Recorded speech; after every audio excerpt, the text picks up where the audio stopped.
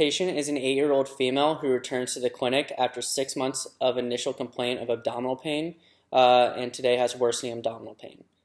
At the time of the first visit, she had had 3 months of crampy abdominal pain around the periumbilical area that started around the same time as beginning a new school and was not associated with any other symptoms like fever, chills, weight loss, nausea, vomiting, or diarrhea.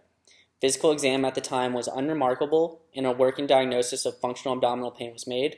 She was asked to return for follow-up after that first visit, but returns today 6 months later due to the mother not having health insurance during that time. Today, she comes in with a chief complaint of recurrent abdominal pain that has worsened over the last few weeks. The pain is more frequent and rated a 7 out of 10 that waxes and wanes. It's severe and wakes her up at night. She denies any radiation and it's still in the periumbilical area. The pain lasts several hours and nothing seems to make it better or worse. There's no history of vomiting or associated fevers or chills, rashes, or joint pain. She's noticed that her stools have been loose and more mucousy 3 to 4 times per day over the past week, and she's also noticed some blood on the toilet paper and sometimes in the stool. She complains that she is more tired all the time and isn't eating as much. She has a negative past medical history and surgical history. The family history is unremarkable except for the maternal aunt having IBS. For social, she lives with her mom as the parents are divorced and lives close to the grandparents. She started a new school 6 months ago and she said it's fine but has missed more days of school due to the abdominal pain. For vitals, the weight has decreased. Today it's 42 pounds and it was 45 pounds at the visit 6 months ago, and the height is unchanged at 49 inches.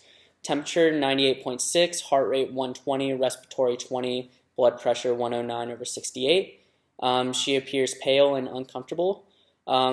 Most of her physical exam was unremarkable. Her heat was grossly normal with moist mucous membranes and no oral ulcerations. Cardiac had regular rate and rhythm, no murmur, rubs, or gallops. Pulmonary was clear to auscultation with no rales or wheezing. For extremities, had full range of motion without pain, no joint effusions, and normal radial and pedal pulses. No rashes on the skin, and the neuro exam had grossly intact cranial nerves 2 through 12. For the abdominal exam, it was non-distended. There were active bowel sounds. It was soft but diffuse tenderness to palpation without localization. There was mild voluntary guarding, but there was no rebound tenderness or heel tap tenderness. And a rectal exam was performed, and there were no perianal skin tags seen, but a small rectal fissure was visible at the 3 o'clock margin. There was normal rectal tone and no tenderness. There was a small amount of soft stool present in the rectal vault, and stool guaiac testing was found to be positive.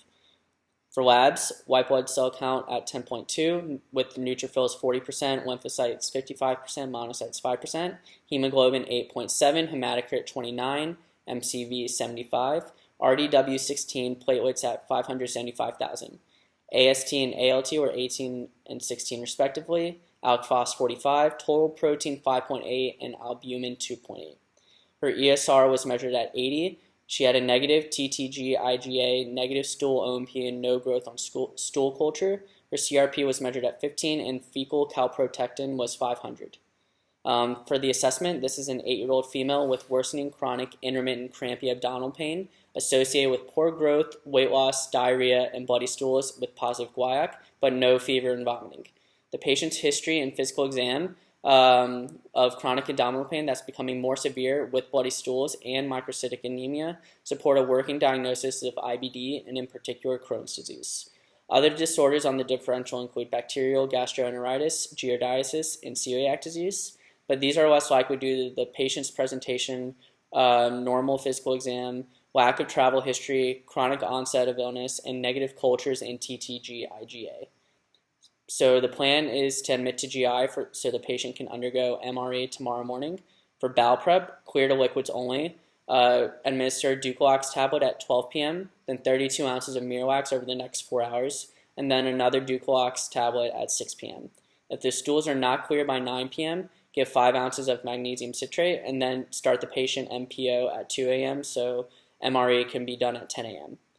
Also, consult ophthalmology to rule out uveitis and consult rheumatology to rule out joint involvement, and perform a renal ultrasound to rule out nephrolithiasis.